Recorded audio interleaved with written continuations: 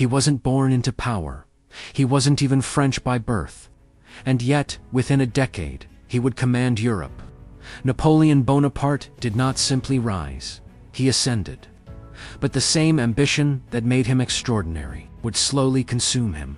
Napoleon was born in 1769 on the island of Corsica, an outsider, a provincial, a young boy with a foreign accent, studying among elite French students who looked down on him.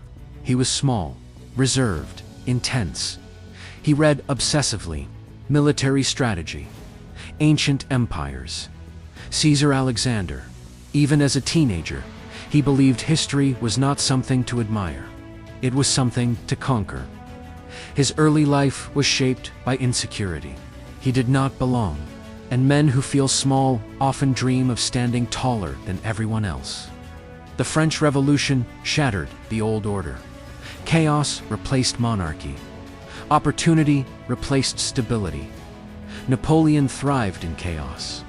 At just 20, he led artillery forces that crushed royalist uprisings in Paris. He was precise, efficient, decisive. While others debated ideology, Napoleon acted his military campaigns. In Italy were brilliant, outnumbered, undersupplied, yet victorious. He didn't just defeat armies, he outmaneuvered them. He understood something critical: speed is power, and control of narrative is power. He wrote his own bulletins. He shaped public perception. He built his legend carefully. France did not just see a general, they saw a savior. In 1799, Napoleon staged a coup. He overthrew the government he claimed to defend. The Republic gave way to the consulate, and Napoleon became first consul. He promised stability. He delivered reforms. He reorganized education, centralized administration, created the Napoleonic Code. On the surface, he was strengthening France, but something had shifted. He no longer served the revolution. The revolution now served him. Power was no longer a tool. It was becoming an identity. Napoleon's defining trait was ambition, not ordinary ambition, total ambition. He did not want success. He wanted dominance. He did not want influence. He wanted permanence. And ambition, unchecked, mutates. It becomes entitlement. It becomes impatience. It becomes intolerance for opposition. Napoleon believed he was uniquely capable, uniquely necessary. And when a man believes he alone holds destiny in his hands, limits begin to feel insulting. In 1804, Napoleon crowned himself emperor, not crowned by the Pope, not crowned by divine decree. He placed the crown on his own head. Symbolism matters. It was no longer about France. It was about Napoleon. He expanded aggressively. Austria fell. Prussia fell. Much of Europe bent to his will. At his peak, he controlled vast territories. But the more power he gained, the less he tolerated resistance. Criticism became betrayal. Opposition became treason. He installed family members as rulers across Europe. Loyalty mattered more than competence. The empire grew, so did his ego. After the Battle of Austerlitz in 1805, Napoleon stood nearly unmatched. It was considered his greatest victory, a tactical masterpiece. Europe feared him. France worshipped him. He reshaped the continent. But success changes perception. Not just how others see a leader, but how a leader sees himself. Advisors who once debated him now hesitated. Generals who once questioned strategy now obeyed without resistance. When dissent disappears, miscalculation grows. Victories reinforced his instincts, and instincts repeatedly rewarded begin to feel infallible. He was no longer reacting to events.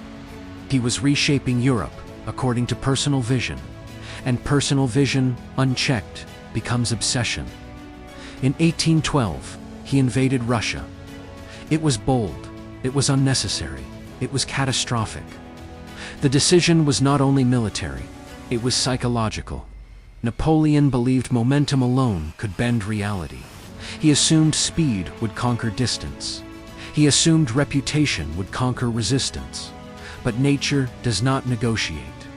Logistics failed. Morale collapsed.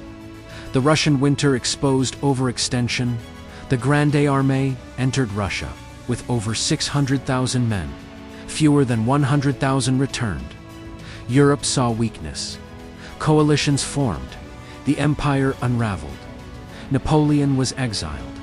He returned briefly, defeated at Waterloo. Exiled again, permanently.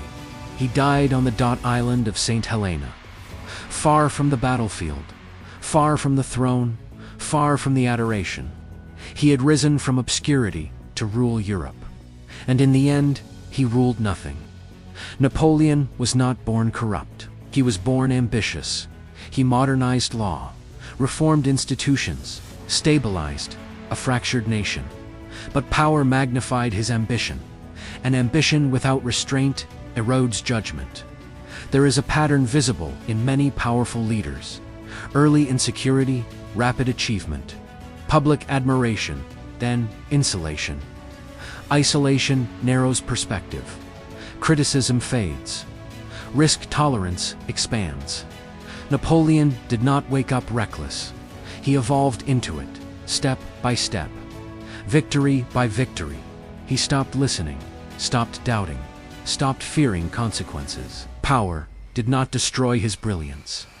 It amplified his blind spots. And blind spots at the top are fatal. But there is another dimension to power. It changes how others behave around you, and that changes how you think. As Napoleon rose, fewer people challenged him openly. Silence became common. Agreement became automatic.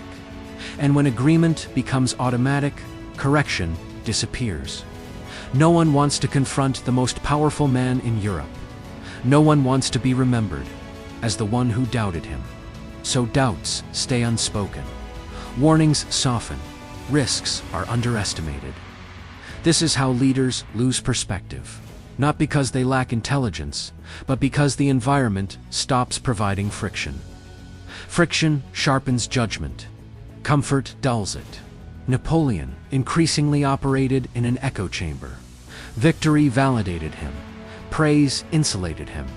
And insulation creates distortion. The higher he climbed, the narrower his circle became. The narrower the circle, the greater the blind spots. History shows this pattern repeatedly. Power concentrates. Feedback diminishes. Confidence expands. And reality becomes negotiable. But reality is never negotiable for long. Napoleon proved something dangerous. Genius and corruption can coexist. Achievement and ego can grow together. Power does not change a man overnight. It reveals him slowly, decision by decision, victory by victory, until the line between serving a nation and serving oneself disappears. And when that line vanishes, collapse is only a matter of time. History rarely collapses in a single moment. It erodes gradually. One decision that goes unchallenged. One victory that feeds ego. One risk taken without restraint. Napoleon did not fall because he lacked brilliance. He fell because brilliance without dot limits becomes dangerous. And the higher the power, the higher the cost of miscalculation.